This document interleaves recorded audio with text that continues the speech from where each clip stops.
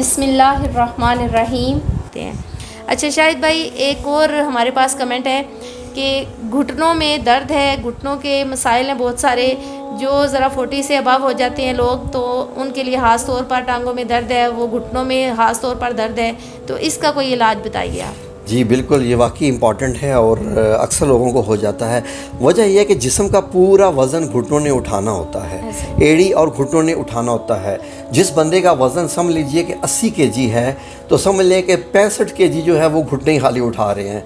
तो घुटनों के चलते हुए आपको उठते बैठते हुए आपको बड़ी एहतियात करनी चाहिए। मैंने यहाँ तक देखा है कि उन लोगों को भी घुटनों का दर्द हो गया जिन्होंने बैठते हुए टांग को ठीक तरीके से पोजीशन में रखा नहीं, ऐसे मोड़ के रखा। मैं भी आपको पोजीशन नहीं दिखा सकता।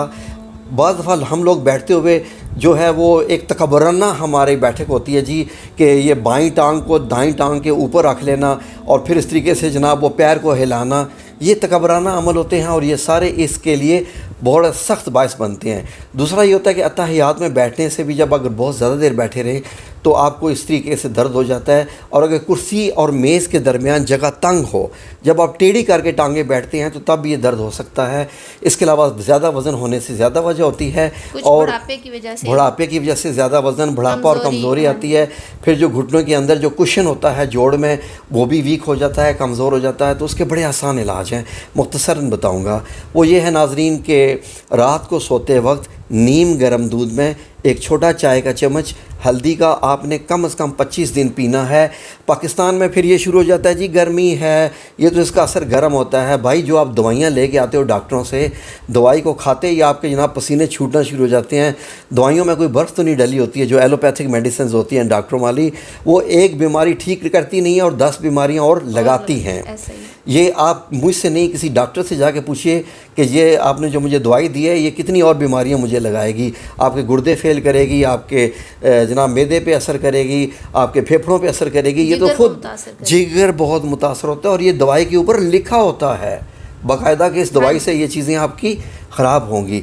तो अगर हल्दी लेने से आपका थोड़ा सा ब्लड प्रेशर शूट करे तो आप जो है कि चले उसके ऊपर कुछ दूध, कच्ची लस्सी होती है, उसका असर ठंडा होता है, उसको कच्ची लस्सी कहते हैं।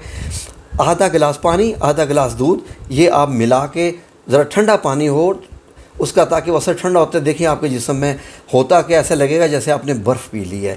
चीज़ें गर्म भी होती हैं, असर ही होती हैं, इसलिए गर्म चीज़ के साथ ठंडी चीज़ भी लेना पड़ती है ताकि वो उसके असर को ज़ायल करे। अच्छा, एक चीज़ और मैंने इसके बारे में मालूमात सुनी है और एक दो मेरी जानने वाली हैं जिनके घुटनों में दर्द था और उन्होंने इसको आजमाया भी है। जी बिल एक फ्रूट है जी, और बहुत हार्ड शेप में होता है। हाँ, यहाँ बहुत पुराने दरख्त लगे हुए हैं जहलम में भी, तो लेकिन बहुत कम वो पाया जाता है। अगर किसी के पास वो मौजूद हो, इसका वैसे बना हुआ पाउडर भी बाज़ार से मिल जाता है, तो वो पाउडर लेने से भी काफ़ी अफाका होता है। ये बिल्कुल नाजरीन राबिया सही फरमा रही हैं। ये जो फल है ये बिल्कुल गोल होता है, ग्रीन कलर का होता है, गोल कद्दू की शेप का होता है।